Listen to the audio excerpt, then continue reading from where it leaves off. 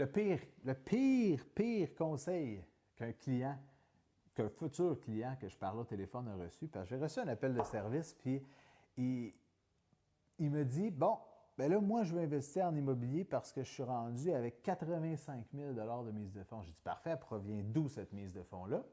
Et cette mise de fonds-là provenait des marges et des cartes de crédit qui s'avaient ouvertes.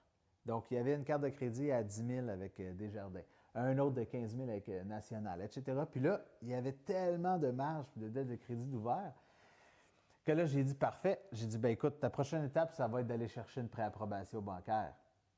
Au pelaille, il arrive avec la préapprobation bancaire. Puis écoute, son ratio d'endettement est trop élevé. Puis là, il dit, je comprends pas parce que ces crédits-là, je les ai pas utilisés encore. Je dis, oui, mais quand ils sont ouverts, la banque, eux, ils considèrent quand même comme une dette, même si tu les as pas utilisés, parce que c'est de l'argent disponible que tu peux utiliser quand tu veux.